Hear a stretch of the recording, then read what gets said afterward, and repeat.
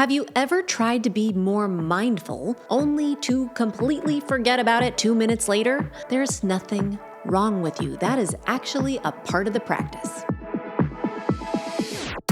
You're listening to Relish, the podcast for people ready to stop chasing self-improvement and start savoring their lives. If you're tired of the hamster wheel of healing and hungry for more joy, presence, and meaning, you're in the right place. Hey friends, it's Alyssia and welcome to today's Quick Bite episode.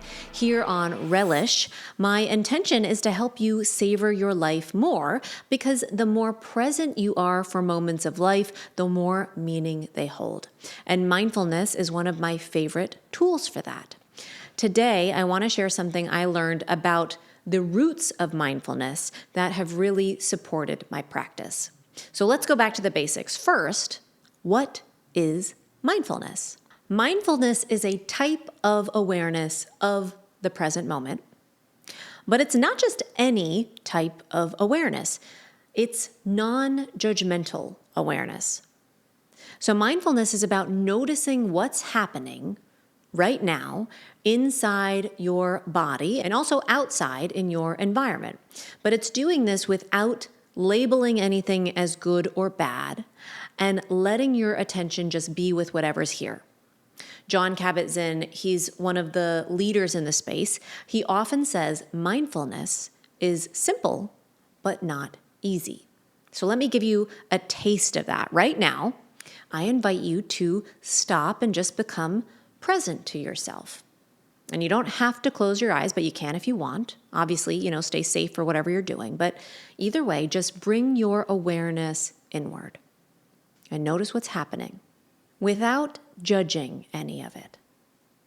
And throughout your body, you might notice body sensations, maybe pressure or tingling or warmth or coolness. You might notice strong emotions. Feelings coming up. Just become aware of what you're feeling.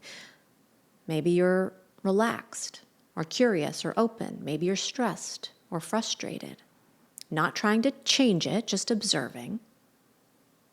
And there might also be thoughts popping up. And right now, just allowing the thoughts to be there without following them, without even thinking them, just noticing. This is how it is for you in this present moment. Okay, great. You did it. That is literally it. You just practiced mindfulness. It's simple. Yes. And I know the not judging part can be a challenge, but really, I find the part that makes this simple and yet not easy is actually remembering to be mindful. Our brains love autopilot. We've talked about this. Autopilot saves energy. It's efficient. And that is great when you're brushing your teeth or you're driving a familiar route, but it's not where meaning and joy and connection are going to live. Those live here in the present moment, in consciousness and awareness. So doing this work to become more conscious, it does feel like work because it is. It is hard to step off autopilot, to step off of that fixed mode. Mindfulness has its roots in Buddhist traditions, and the Buddha spoke the language of Pali, and the Pali word for mindfulness is sati. And while sati is often translated as mindfulness or awareness, it also means to remember. And that is just so profound for me because mindfulness, it's not just awareness, it's remembering. Remembering to come back to the present moment when I've drifted away. Remembering to wake up from autopilot. And you've heard my philosophical qualms, if you will, over spiritual frameworks that often unintentionally imply that we're supposed to become eternally present. Okay, I shared a few weeks ago that actually can't happen. It's not neurologically possible in a healthy brain. And I love this framing of remembering because it normalizes the truth of being human. It's like baked into the word itself that part of the point of mindfulness is to remember. It normalizes that the mind is going to wander away, and the practice is coming back to presence. And for me, it's not just a reminder about remembering the present moment. It's also about remembering who I really am. In Buddhism, they may call this your Buddha nature or pure awareness. I've referred to this aspect as my light or intuition, my truest self, but it's this unconditioned aspect. Some call it higher self or spirit or soul or, universal consciousness. However you name it, whatever traditions resonate, it's the unconditioned part where your truth resides. My pure kindness, compassion, curiosity, my connection to something greater. That is who I really am. That's my truth. And then there's conditioning, those patterns of perfectionism, people-pleasing, self-criticism, abandoning your own needs. That's not who you really are.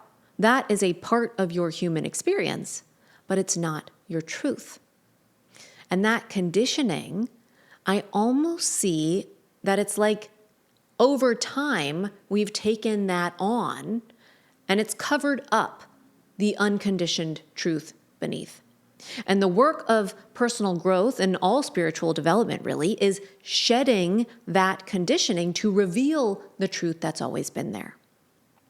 So every time I practice mindfulness, whether I'm meditating on a cushion or, in a moment in my daily life, it's the act of remembering to be here now, remembering my light, my truth, and remembering that the noise of my conditioning is not my truth. It's just a part of my embodiment and my human experience.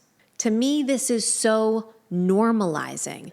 And I also love this because it helps to dismantle this misunderstanding that people often tend to have about meditation. I hear so many people say, I can't meditate because my mind just wanders too much. And I'm like, that's actually the point. That is the practice coming back, a practice in remembering and building up the capacity to come back. It's not about stopping the thoughts or stopping the wandering. And neuroscience research shows that mindfulness meditation strengthens our capacity to sustain attention and redirect it when it wanders. So in other words, it trains the very skill of remembering to return, whether that's returning to the present moment, returning to the breath, returning to ourselves. Mindfulness isn't just awareness. It's how we direct our attention over and over again back to what matters. So the takeaway today is that mindfulness isn't about getting it perfect or staying present all the time. It's about remembering again and again to return to presence, and in that, remembering who you really are and knowing you are going to forget, and that's okay. That's a part of being human. I have included a dessert practice today. It's a basic mindfulness meditation that can help you, see what I mean here in building up that capacity to remember to come back, to remember yourself, your truest self. So hold that reflection. When you hear the word mindfulness, can you also hear the word remember? And when you remember, what are you remembering about yourself? If this resonated with you, I hope you will share it with someone who's on their own journey of remembering themselves. I would love to hear what came up for you. Please find me on social, tag me, DM me, connect with me. I hope that you will try out the meditation following this. Let me know your thoughts. And if you haven't yet, please follow. Please subscribe so you don't miss the next episode. Give us 5 stars, leave a review so we can keep rippling out and spreading the word. Thank you for your kind attention and for practicing this remembering with me today.